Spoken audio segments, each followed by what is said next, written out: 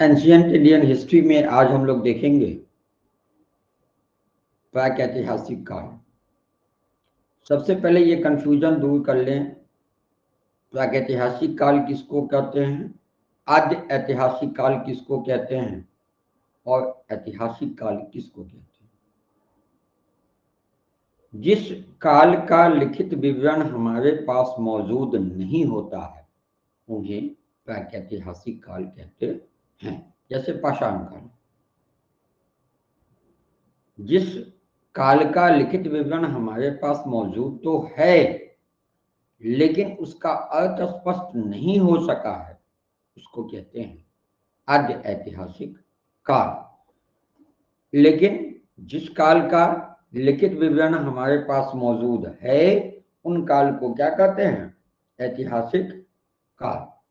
जैसे महाजन पदों का जो काल है 6ठी ईसा पूर्व से लेकर के और वर्तमान तक, वो क्या हो गया, ऐतिहासिक काल। तो ये क्लियर हो गया, प्रागैतिहासिक काल जिसका लिखित विवरण मौजूद नहीं है, आद्य ऐतिहासिक काल जिसका लिखित विवरण मौजूद तो है लेकिन अर्थ स्पष्ट नहीं हो सका है, और ऐतिहासिक काल जिसका लिखित विवरण मौजूद है पूर्णतः और अर्थ भी स्पष्ट है, वो हो गया ऐतिहासिक काल। अब हम लोग सबसे पहले आते हैं प्रागैतिहासिक काल में। प्रागैतिहासिक काल आपका आप समय माने तो 5 लाख ईसा पूर्व से लेकर के और 10,000 ईसा पूर्व तक की अवधि को हम प्रागैतिहासिक काल की श्रेणी में रखते हैं, क्योंकि इसका लिखित विवरण मौजूद नहीं है। और इस जो पाषाणकालीन सभ्यता और संस्कृति थी उनका अन्वेषण रॉबर्ट ब्रूस फुट महोदय ने 1863 ईस्वी में किया था। पूरा पाषाण काल को आप 3 भागों में बांट सकते हैं, निम्न पूरा पाषाण काल, मध्य पूरा पाषाण काल और उच्च पूरा पाषाण काल। क्योंकि हम लोग प्रागैतिहासिक काल को 3 भाग में बांटते हैं, एक पूरा पाषाण काल, एक मध्य पाषाण काल और एक नव पाषाण काल या उत्तर पाषाण काल। तो पूरा पाषाण काल से ही स्टार्ट करते हैं। तो पूरा पाषाण काल की जो अवधि हुई वो 5 लाख ईसा पूर्व से 10 लाख ईसा पूर्व के बीच के अवधि को हम पूरा पाषाण काल में रखते हैं। और पूरा जो इनका अन्वेषण किसने किया था, तो रॉबर्ट ब्रूस फुट महोदय ने। कब किया था, तो 1863 ईस्वी में। पूरा पाषाण काल को 3 भागों में बांटा जा सकता है, निम्न पूरा पाषाण काल, मध्य पूरा पाषाण काल और उच्च पूरा पाषाण काल। ये वो जो औजार थे बस उसकी श्रेणी के आधार पर आप इसको बांटते हैं। निम्न पूरा पाषाण युग के स्थल वर्तमान पाकिस्तान की सोहन घाटी एवं महाराष्ट्र में पाए गए हैं। पाकिस्तान तो उस वक्त भारत का हिस्सा था, तो अभी जो वर्तमान में है वो वर्तमान पाकिस्तान की सोहन घाटी में है और वर्तमान हिंदुस्तान के महाराष्ट्र में है। इस काल के लक्षण थे कि यहाँ जो औजार मिले थे वो कुल्हाड़ी या हस्त कुठार, जिसको हैंड एक्स कहते हैं, विदायनी या क्लीवर कह सकते हैं उसको, और खंडक या गरासा बोलते हैं अपभ्रंश में, इसका प्रयोग करते थे। भारत में जो सबसे पहला, या पहला नहीं कहें, पुराना हस्त कुठार कहें, यह सोहन घाटी से प्राप्त हुआ है। तो सोहन घाटी कहाँ आ गई, पाकिस्तान में। लोहंदा नाला जो बेलन घाटी उत्तर प्रदेश में है, यहाँ से पशु की हड्डी से बनी हुई मूर्ति प्राप्त हुई है। हथनौरा जो मध्य प्रदेश में है, यहाँ से हाथी का सबसे पुराना जीवाश्म मिला है। मध्य पाषाण युग के औजार मुख्यतः सल्क, जिसको फ्लैग कहते हैं, उससे बने होते। अतः इस संस्कृति को फलक संस्कृति की संज्ञा भी दी गई है। ये फलक शब्द एनसीईआरटी में फलक शब्द ही लिखा हुआ है, इसलिए हम आपको फलक शब्द बता रहे हैं। खोइचनी, फलक, वेदनी, वेदक तथा तक्षणी इस संस्कृति के प्रधान उपकरण थे।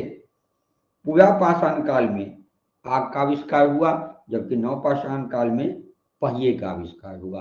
तो ये तो कॉमन है, हम बच्चों को पढ़ाते भी होंगे कि आग का आविष्कार पुरापाषाण काल में और चाक या कहिए पहिए का आविष्कार नवपाषाण काल में। इस काल के जो पुरापाषाण काल है उस काल के मानवों की गुफाएं भीमबेटका में मिली हैं। मानव गुफा में रहते थे, इसका प्रमाण मिला है। मानव घर घर में रहते नहीं थे, गुफा में रहते थे, और इसका प्रमाण कहाँ मिला है? भीमबेटका में, जिसमें विभिन्न कालों की चित्रकारी देखने को मिलती है। उच्च पाषाण या उच्च पुरापाषाण कहें उस काल में चित्रों में भैंसे, हाथी, बाघ, गैंडे तथा सुअर का चित्र प्रमुख है। और भीमबेटका जो गुफा है, जो इस गुफा में प्रमाण मिला है कि वहां मनुष्य रहा करता था, इसकी खोज 1958 में BS वाकनकर ने की थी।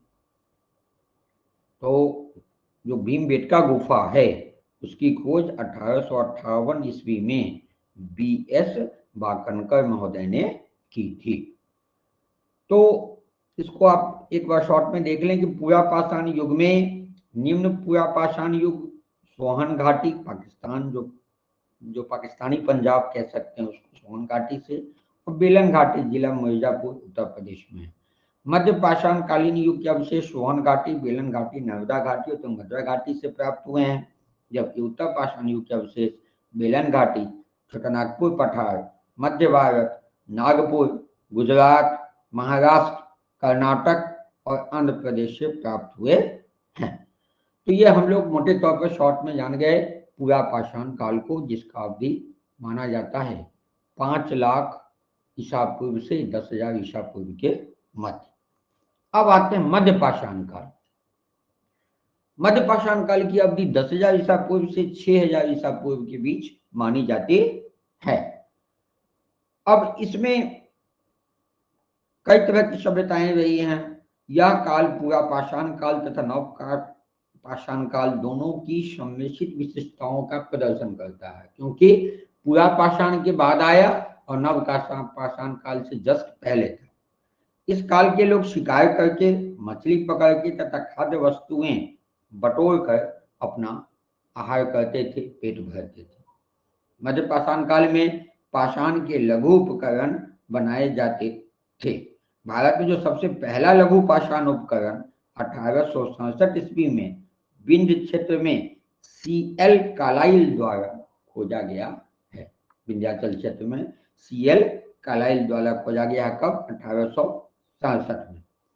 प्रमुख मध्य पाषाण कालीन उपकरण में इकधर, फलक, वेधनी, अर्धचंद्राकार और संवलंब, ये सब प्रमुख है, जिसका नाम का जिक्र है आपको NCERT में। मध्य पाषाण काल में प्रक्षेपास्त्र तकनीक का विकास हुआ, जिससे तीर कमान का प्रचलन हुआ। तापमान में बदलाव आने से जौ, गेहूं, धान जैसे फसलें भी उगने लगी मध्य पाषाण काल में। मध्य पाषाण युगीन जो अवशेष हैं उसकी बात की जाए तो आदमगढ़, जो होशंगाबाद के समीप मध्य प्रदेश में है, यहाँ 7वीं सहस्राब्दी ईसा पूर्व के आसपास के अवशेष मिले हैं। और 7वीं सहस्राब्दी ईसा पूर्व यानी 7,000 ईसा पूर्व और 10,000 से 6,000 ईसा पूर्व हम मानते मध्य पाषाण काल में रखते हैं उसको, तो इसलिए इसको हम आदमगढ़ वाले स्थान को भी मध्य पाषाण कालीन युगीन हम इसकी सभ्यता में जाने देते हैं या उसके अन्वेषण में जाने देते हैं। भीमबेटका भोपाल के समय मध्य प्रदेश में मिला है। 7वीं से 5वीं सहस्राब्दी ईसा पूर्व के बीच की अवधि का माना जाता है। बोघोर सीधी के समीप मध्य प्रदेश में मिला है। 8वीं से 5वीं सहस्राब्दी ईसा पूर्व के बीच माना जाता है। बागोर भिलवाड़ा के समीप राजस्थान में मिला है। 6वीं सहस्राब्दी ईसा पूर्व के आसपास का माना जाता है। महागढ़ मेजा के समीप उत्तर प्रदेश में मिला है। 10वीं सहस्राब्दी ईसा पूर्व के आसपास का माना जाता है। सराय नाहराय प्रतापगढ़ के समीप उत्तर प्रदेश में मिला है। भी 10वीं सहस्राब्दी ईसा पूर्व के आसपास का माना जाता है। पायसरा मुंगेर के समीप बिहार में मिला है, जो 7वीं सहस्राब्दी ईसा पूर्व के बीच में है। तो ये इसमें एक तो बहुत इंपॉर्टेंट आपके लिए हुआ पायसारा। पायसारा जो है वो मुंगेर के समीप है, तो निश्चित तौर पर बिहार में होने वाले जो कॉम्पिटिटिव एग्जामिनेशंस हैं उसके लिए पायसारा शब्द इंपॉर्टेंट है। और पायसारा का संबंध किस काल से है, तो पूरा पाषाण काल से। और किस पूरा पाषाण काल में, तो मध्य पाषाण काल। ठीक है, अब आते हैं नवपाषाण काल। नवपाषाण काल जो 6000 ईसा पूर्व से आरंभ होती है और आद्य ऐतिहासिक काल तक रहती है, तो इस काल में लोगों को बीज का ज्ञान हुआ जिससे वे फसल उपजाने लगे, यानी खेती का खोज हुआ नवपाषाण काल में। अस्थायी निवास की अवधारणा नवपाषाण काल में आई तथा मानव ने कुत्ते को सर्वप्रथम पालतू बनाया। तो कई बार बीपीएससी में क्वेश्चन पूछा गया कि मानव ने सबसे पहले किस पशु को पालतू बनाया, तो डॉग को, कुत्ता। और जब वो बीज का खोज हुआ और बीज से उनको पता चला कि बीज को जब रोप देंगे तो फिर उससे जो है नए फसल आ जाएंगे, तो फिर घूमे क्यों, हम घूम घूम कर क्यों भोजन इकट्ठा करें, हम एक जगह रहें। तो धीरे धीरे वो सामाजिक रूप से रहने लगे। इस काल के लोग पॉलिशदार पत्थर के औजारों और हथियारों का प्रयोग करते थे। नवपाषाण काल की मुख्य विशेषता थी कृषि का आरंभ होना, गर्त आवास जिसको बुर्ज होम कहा जाता था। बुर्ज होम का संबंध भी नवपाषाण काल से, ये भी आयोग में पूछे जा चुके हैं। मानव शव के साथ पशु को दफनाना, और उस पशु में चूंकि कुत्ता को पालतू बनाया था, तो मानव शव का जब दाह संस्कार या अंतिम संस्कार होता था, उस पर दफनाया जाता था, तो उसके साथ उसके जो पालतू पशु कुत्ता थे उसको भी दफना दिया जाता था। बड़ी मात्रा में अस्थि के औजार, पोत निर्माण, ऊन के साक्ष्य, अस्थायी जीवन एवं समाज का निर्माण थी।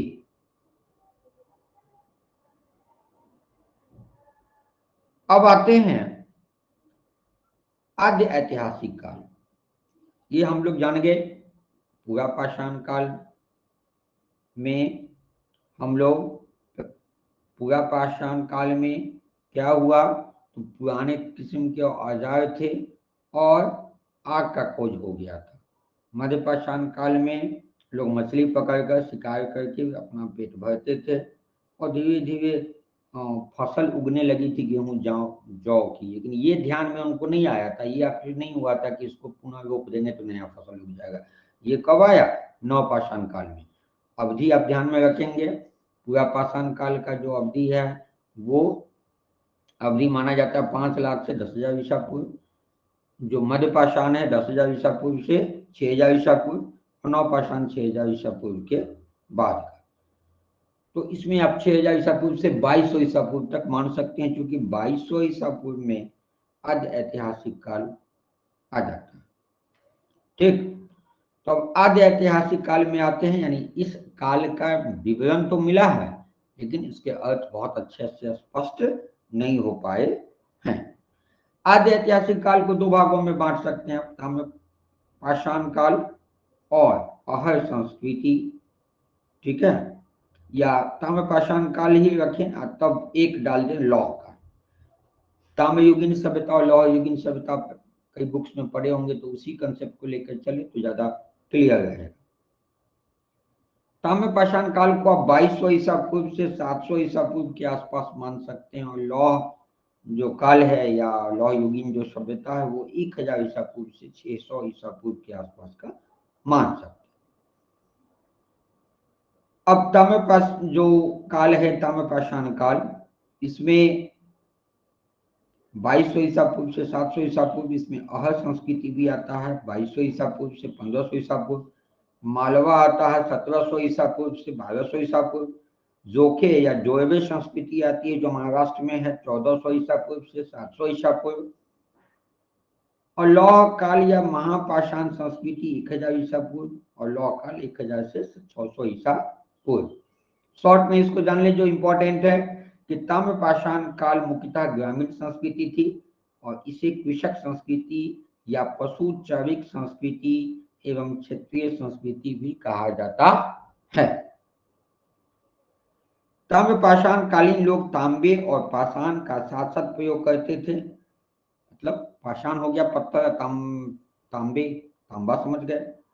आगे चलकर यह भारत में कई संस्कृतियों का आधार बना। दक्षिणी पूर्वी राजस्थान की संस्कृति को अहर संस्कृति या आहार संस्कृति कहा जाता था। अहर का प्राचीन नाम ताम्रवर्ती था। तो ये आहार संस्कृति भी बीपीएससी में पूछे जा चुके हैं। तो इसका संबंध कहां से था? दक्षिणी पूर्वी राजस्थान से। और ये किस काल में आता है? आद्य ऐतिहासिक काल में आता है। नवदा टोली एवं और नागदा मालवा संस्कृति के मुख्य स्थल हैं। वो जो स्रोत हम ऐतिहासिक स्रोत दिए थे उसमें इसकी चर्चा किए थे। नवदा टोली का उत्खनन कार्य प्रोफेसर एच.डी. सांकलिया ने करवाया था। इस काल में तांबा धातु का सर्वप्रथम प्रयोग हुआ और प्रथम औजार जो तांबा का बना था वो कुल्हाड़ी बना था। ये यूपीएससी में पूछा जा चुका है कि तांबा का सर्वप्रथम औजार क्या बना था? तो कुल्हाड़ी। ठीक है। और अब कहेंगे इसको कैसे हम माना जाए कि कुल्हाड़ी बना था? तो इसके साक्ष्य मिले हैं अति रंपकम में। अब आते हैं लौह काल। लौह काल का निर्धारण सामान्यतः 1000 ईसा पूर्व से 600 ईसा पूर्व के बीच किया जाता है। उत्तर भारत में लौह काल के साथ साथ चित्रित धूसर मृदभांड संस्कृति कायम हुई है और ये बिहार में भी मृदभांड मिले हैं। दक्षिण भारत में लौह काल महापाषाण संस्कृति के समकालीन था। तो आद्य ऐतिहासिक काल में मुख्यतः यही देखना है, ताम्र पाषाण कालीन सबसे पहला औजार कुल्हाड़ी बना था। जो दक्षिण पूर्वी राजस्थान में इसको अहर संस्कृति या आहार संस्कृति भी कहा जाता है। और लौह काल में उत्तर भारत में जो चित्रित धूसर मृदभांड की संस्कृति थी और दक्षिण भारत में महापाषाण संस्कृति के समकालीन था। अब हम लोग आते हैं हड़प्पा संस्कृति, क्योंकि ये ज्यादा इंपॉर्टेंट है। हड़प्पा संस्कृति और मोहनजोदड़ो संस्कृति, चूंकि ये सिंधु घाटी सभ्यता से रिलेटेड है, सैंधव सभ्यता से रिलेटेड है। तो हम लोग हड़प्पा संस्कृति में पहले देख लें। रेडियो कार्बन 14 के आधार पर सिंधु सभ्यता की सामान्य तिथि 2350 ईसा पूर्व से 1750 ईसा पूर्व मानी गई है। 2350 ईसा पूर्व से 1750 ईसा पूर्व मानी गई है। मार्टियर व्हीलर ने हड़प्पा को सुमेरियन सभ्यता का उपनिवेश कहा है। यानी मार्टियर व्हीलर के अनुसार जो तत्कालीन जो हड़प्पा सभ्यता थी वह सुमेरियन सभ्यता का एक उपनिवेश था। सर जॉन मार्शल सिंधु सभ्यता शब्द का प्रयोग करने वाले पहले पुरातत्वविद थे। तो यह भी प्रश्न आ सकता है कि सिंधु सभ्यता का सबसे पहला प्रयोग करने वाले व्यक्ति कौन थे? Sir John Marshall. और एक भी क्वेश्चन नहीं छूटे, हमारी कोशिश यही है। इसलिए एनसीईआरटी में क्लास 6 से लेकर 12 तक के जो भी कंटेंट्स हमको मिले उन सारे कंटेंट्स को हम लेकर आपके पास आ रहे हैं। हड़प्पा सभ्यता में सिंधु सभ्यता को कांस्य युग में सम्मिलित किया गया है। इसमें कांस्य युग में, न ताम्र युग में न लौह युग में। किसमें? तो कांस्य युग में। हड़प्पा सभ्यता से 4 प्रजातियों के अस्तित्व प्राप्त हुए हैं। इनमें सर्वाधिक संख्या भूमध्य सागरीय लोगों की थी। इसके अलावा प्रोटो ऑस्ट्रेलॉइड, मंगोलॉइड तथा अल्पाइन लोगों का भी निवास था। यदि आदिवासी जो ट्राइबल हैं, हाँ, उनका हिस्ट्री आप पढ़ेंगे तो पता चल जाएगा कि उनका विलय कैसे हुआ, कैसे कैसे आदिवासी विभिन्न क्षेत्रों में बसने लगे। तो सर्वाधिक संख्या जो है हड़प्पा सभ्यता में किन लोगों की थी? भूमध्य सागरीय लोगों की थी। लेकिन इसके अलावा इसमें ऑस्ट्रेलिया से प्रोटोस्टेरॉइड, मंगोलिया से मंगोलॉइड और अल्पाइन लोग भी यहाँ आ गए थे। यह बात भी ध्यान रखना होगा आपको कि यहाँ निग्रो जाति के लोग नहीं रहते थे हड़प्पा सभ्यता में। तो हड़प्पा सभ्यता में कहाँ के लोग नहीं रहते थे, तो निग्रो जाति के। कई बुक्स में ये कंफ्यूजन आपको बना रहेगा। अब देखिए कि हड़प्पा सभ्यता की सीमाएं क्या है, कहां से कहां तक ये सभ्यता फैली हुई थी। तो आप उत्तरी सीमा को लें तो उत्तर में यह मांडा जो जम्मू कश्मीर में है, उत्तर में आप मांडा ले लें जम्मू कश्मीर का, और दक्षिणी सीमा में आप महाराष्ट्र का दैमाबाद ले लें। यानी उत्तर में यह जम्मू कश्मीर के मांडा से दक्षिण में महाराष्ट्र के दैमाबाद तक फैला था। ठीक है, ये उत्तरी दक्षिणी सीमा हो गई। उत्तर में जम्मू कश्मीर के मांडा से दक्षिण में महाराष्ट्र के दैमाबाद तक। पूरब में मेरठ के आलमगीरपुर से, पश्चिम में सुतकोंगेंडोर जो बलूचिस्तान में अभी है, पाकिस्तान में, पाकिस्तान तो उस वक्त इंडिया में ही था। तो पूर्वी सीमा इसकी मेरठ के आलमगीरपुर से, पश्चिमी सीमा बलूचिस्तान तक फैली थी। बलूचिस्तान के किस जगह पर, सुतकांगेंडोर तक। तो उत्तर में मांडा से दक्षिण में दैमाबाद तक, और पूरब में आलमगीरपुर से, पश्चिम में सुतकांगेंडोर तक। सिंधु सभ्यता की लिपि भाव चित्रात्मक थी, ये भी प्रश्न पूछे गए हैं।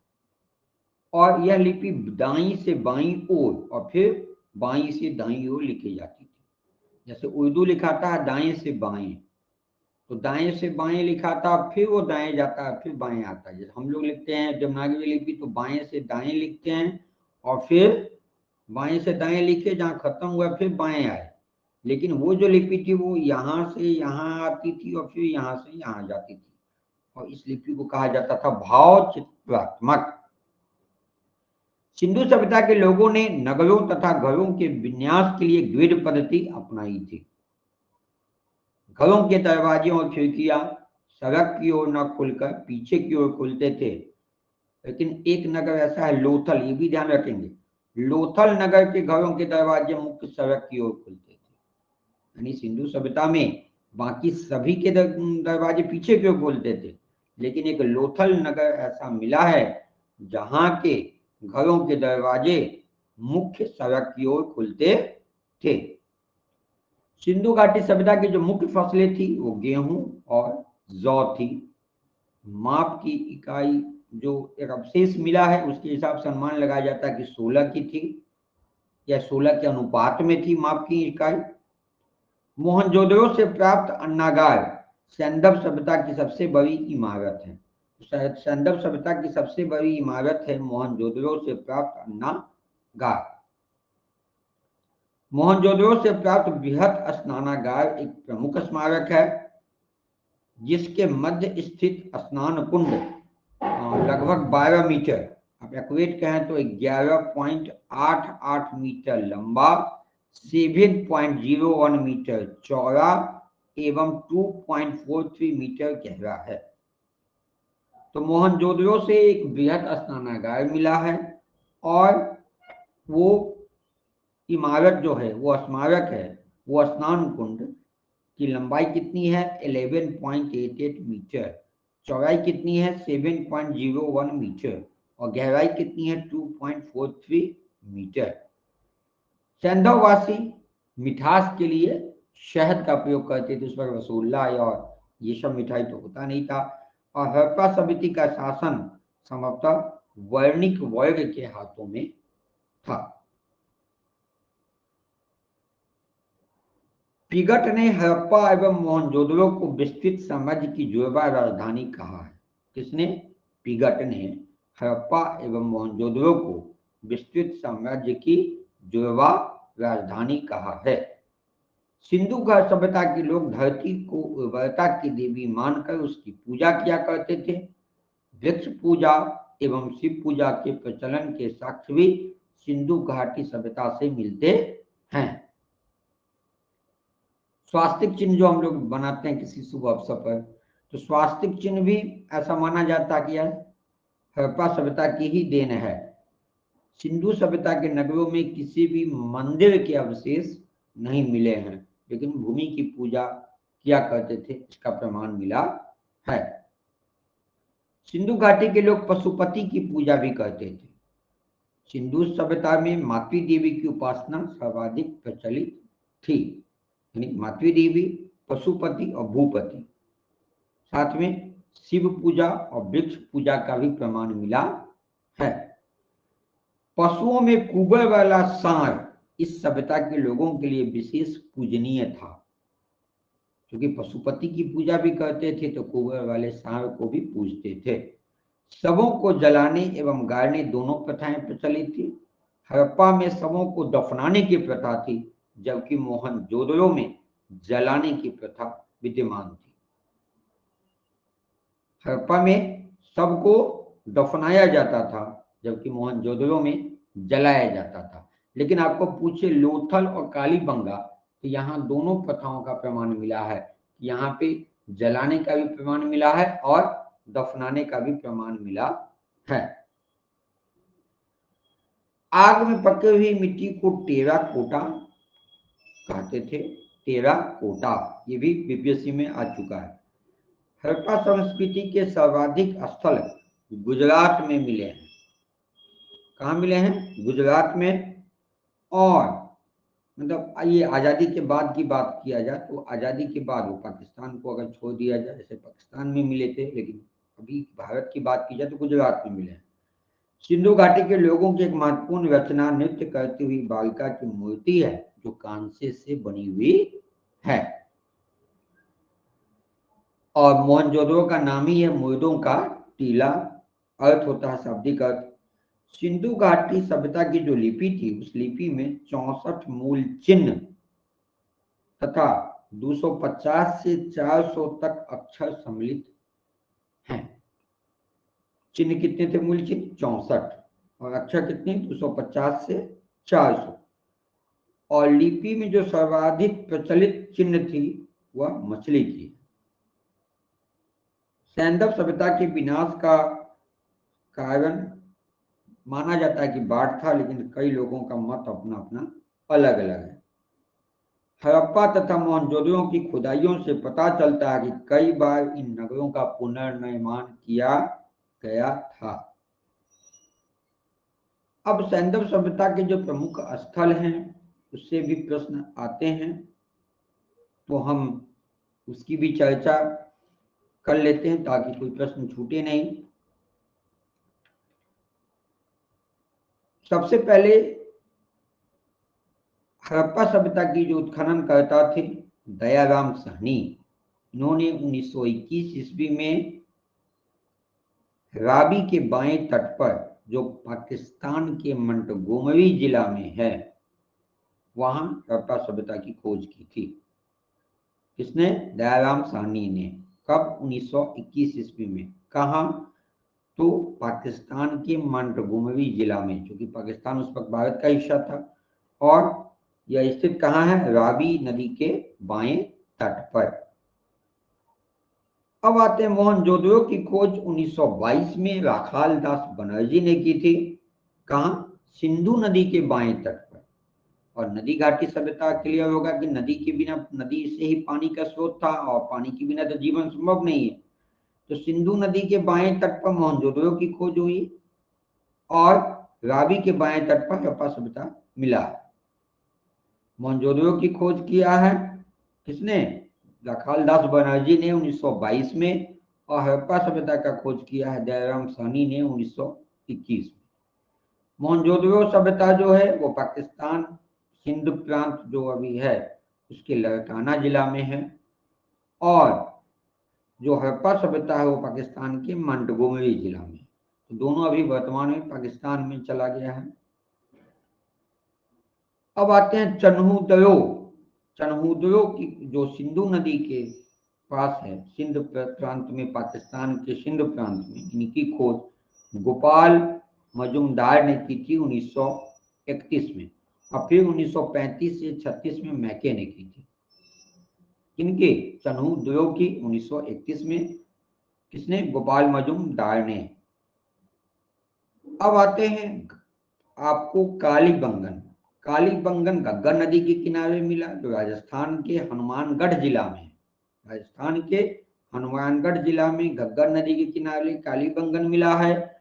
और 1953 में इनके उत्खननकर्ता थे बीबी लाल एवं बीके थापर। कौन?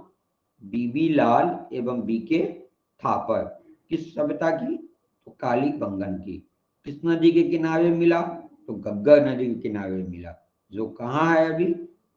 राजस्थान के हनुमानगढ़ जिला में।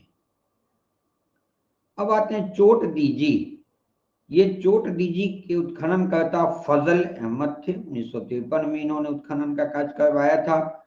यह सिंध प्रांत के खैरपुर में है, जो सिंधु नदी के बाएं तट पर स्थित है। अब आते हैं मदार। मदार से क्वेश्चंस पूछे जा चुके हैं। मदार नदी है एक, और इसके पास रंगपुर सभ्यता का खोज हुआ है, और इसके उत्खननकर्ता रंगनाथ राव हैं। और ये रंगपुर जो सभ्यता है, ये कहाँ है? गुजरात के काठियावाड़ जिले में। गुजरात के काठियावाड़ जिले में मिला है। कौन? मदार। अब आते हैं हम लोग कुछ और इम्पोर्टेंट है जो कभी कभी पूछा जाता है आपको। रोपर। रोपर आपको पंजाब में है। रोपर में सतलुज नदी के किनारे है, और इसके उत्खननकर्ता थे यज्ञदत्त शर्मा। यज्ञदत्त शर्मा। अब आते हैं लोथल। लोथल गुजरात में, गुजरात के अहमदाबाद में भोगवा नदी के किनारे है। रंगनाथ राव, जिन्होंने रंगपुर का उत्खनन किया था, उन्होंने ही लोथल का भी उत्खनन करवाया था 1953 से 1963 के बीच में। अब आते हैं आलमगीरपुर। आलमगीरपुर हिंडन नदी के किनारे है, उत्तर प्रदेश के मेरठ के पास, और इनके उत्खननकर्ता यज्ञदत्त शर्मा थे। 1958 में उत्खनन का कार्य हुआ था। एक और आता है नाम सुदकांगेक डोर। यह दास नदी के किनारे है, जो पाकिस्तान के मकरान में समुद्र तट के किनारे है। सुदकांगेक डोर। यह आर.एल. एस्टाइल और जॉर्ज डेल्स ने 1927 से 1962 के बीच इसका उत्खनन कार्य करवाया था। बनावली के उत्खननकर्ता रविंद्र सिंह बिष्ट। बनावली और धौलावीरा दोनों के ही हैं रविंद्र सिंह बिष्ट। बनावली के उत्खनन 1974 में हुआ था, जबकि धौलावीरा का उत्खनन 1990-91 में हुआ था। बनावली रंगोई नदी के किनारे है, जो हरियाणा के हिसार में है, और धौलावीरा मनहर व मानसर नदी के किनारे है, जो गुजरात के कच्छ में। अब आते हैं बालाकोट। बालाकोट बिंदार नदी के किनारे है। जॉर्ज डेल्स ने इनका उत्खनन करवाया था 1963 से 79 के बीच में, और यह बिंदार नदी के किनारे है और अरब सागर में स्थित है। एक और सभ्यता है मांडा। ये मांडा चिनाब नदी के किनारे मिला, जो अभी जम्मू के अखनूर के पास है मांडा, और इनके उत्खननकर्ता जेपी जोशी रहे हैं 1975-76 के बीच। एक चीज आप यह भी ध्यान रखेंगे कि जो राखी गढ़ी है, उसको 2012 में ग्लोबल हेरिटेज फंड ने एशिया के 10 विरासत स्थलों की सूची में शामिल किया है। किसको? राखी गढ़ी। और कालीबंगा का जो शाब्दिक अर्थ होता है काले रंग की चूड़ियां। अब हम लोग देखेंगे कि हड़प्पा संस्कृति की जो आयातित वस्तुएं एवं आयातक क्षेत्र क्या था। व्यापार भी होता था। तो सोना का जो आयात होता था कर्नाटक, कोलार, फारस और अफगानिस्तान से। चांदी मद्रास, फारस और अफगानिस्तान से। तांबा खेतवी जो राजस्थान में है, बलूचिस्तान और अफगानिस्तान से। टीन मध्य एशिया, ईरान, अफगानिस्तान से। शीशा राजस्थान, दक्षिणी भारत, ईरान और अफगानिस्तान से। गोमेद सौराष्ट्र गुजरात से। फिरोजा फारस से। लाजवर्द अफगानिस्तान के बदखसा से और बलूचिस्तान से। शिलाजीत हिमालय पर्वत से, लाजवंद आपको बता दिया अफगानिस्तान के बदखशा से और बलूचिस्तान से, जुबमणि महाराष्ट्र से, स्टेटाइट ईरान से, हरा अमेजन नीलगिरी पहाड़ियों से, अलवाइस्ट राजस्थान के बलूचिस्तान से, वैदोव्य बदखशा जो अफगानिस्तान में है बदखशा से, स्फटिक दक्कन के पठार से, उड़ीसा से और बिहार से। तो आपसे बिहार एक आया, फिर क्या आपसे पूछा जाएगा कि हड़प्पा संस्कृति की आयातित वस्तुओं में बिहार की कौन सी वस्तु शामिल थी? तो स्फटिक। और आप जानना चाहें तो इसमें आपको ये दक्षिण भारत से आता था हवित मणि, बलूचिस्तान से आता था डापर बिटुमन, राजस्थान गुजरात और बलूचिस्तान से आता था सैल खरी, बदखशा जो अफगानिस्तान में है वहां से नील रत्न भी आता था, और कांगड़ा से स्लेट आता था। अब हड़प्पा सभ्यता के संबंध में जैसा बता ही दिए कि विभिन्न विद्वानों ने या इतिहासकारों ने अपनी अपनी बातें बताई हैं कि किसी के अनुसार बाढ़ आयात के हिसाब से हुआ है, और किसी के हिसाब से भूकंप के कारण हुआ, किसी के हिसाब से आक्रमण के कारण हुआ। तो बस एक मत पे हम लोग गौर डाल लें कि एक मत क्या, भिन्न मत का मत क्या क्या है, और उन मतों के हिसाब से फिर हम अगर उस तरह के प्रश्न पूछे जाते हैं तो उसको हम लोग सॉल्व कर सकें। आर्यों द्वारा हड़प्पा सभ्यता संस्कृति का पतन हुआ, ये व्हीलर और गार्डियन साहब का मत है कि इनका पतन आर्यों द्वारा किया गया। मार्शल मैके और एस.आर. राव के हिसाब से भीषण बाढ़ द्वारा हड़प्पा संस्कृति नष्ट हुई। डी.डी. कौशाम्बी का मत था कि मोहनजोदड़ो में आगजनी द्वारा विनाश हुआ। ऑरेल स्टाइन का मानना था, ऑरेल स्टाइन का मानना था कि वर्षा की कमी से कृषि व पशुपालन में कमी आ गई, जिसके कारण विनाश हो गया। डेल्स का कहना था कि भूकंप द्वारा विनाश हुआ। दयाराम साहनी ने कहा कि जल प्लावन एवं भूतात्विक परिवर्तनों द्वारा विनाश हुआ। ऑरेल स्टाइल व अमलानंद घोष ने कहा कि ओलावृष्टि एवं जलवायु परिवर्तन क्लाइमेट चेंज की वजह से विनाश हो गया। केनेडी का कहना था कि प्राकृतिक आपदाओं द्वारा विनाश हुआ, और कलकत्ता व कराची के शव परीक्षक का कहना था कि महामारी द्वारा विनाश हुआ। जो जिस फील्ड से थे अपने अपने फील्ड को सपोर्ट करते चले गए। पोस्टमार्टम में गया तो वहां कहा कि महामारी से हो गया। सर जॉन मार्शल का कहना था कि प्रशासनिक शिथिलता के कारण पतन हो गया। लेकिन मोटे तौर पर आम अवधारणा यही है कि बाढ़ द्वारा इस सभ्यता का विनाश हुआ है। हो सकता है कि इसमें भूकंप का भी रोल हुआ हो। अब हम लोग अगले वीडियो में वैदिक काल को देखेंगे, और वैदिक काल को देखने के बाद तब हम लोग धार्मिक आंदोलन को देखेंगे। अब वैदिक काल में भी आप देखेंगे कि वैदिक काल, इसके में प्राचीन इतिहास के जो स्रोत हैं, इन स्रोतों में भी कई स्रोतों को हम लोग देख चुके हैं। इन स्रोतों में भी आप वैदिक काल में कितने वेद हैं, कितने वेदांग है, कितनी उपनिषद है, किस वेद के क्या काम है, तो उस सब को हम लोग प्राचीन भारतीय इतिहास के स्रोत वाले वीडियो में देख चुके हैं, इसलिए इसको हम रिपीट नहीं करेंगे, इन तथ्यों को रिपीट नहीं करेंगे। सिर्फ जो वैदिक काल के जो इम्पोर्टेंट पॉइंट्स हैं उन्हीं को हम लोग अगले वीडियो में शामिल करेंगे, और तब उसके बाद फिर हम लोग आद्य ऐतिहासिक काल में आ जाएंगे। वॉच करने के लिए बहुत बहुत धन्यवाद। आप बने रहें, आपके तमाम सिलेबस के एक एक पॉइंट्स हम आपको क्लियर करेंगे, ताकि एक भी प्रश्न आपको धोखे से भी छूट ना पाए। फिर मिलते हैं अगले वीडियो में, तब तक के लिए नमस्कार।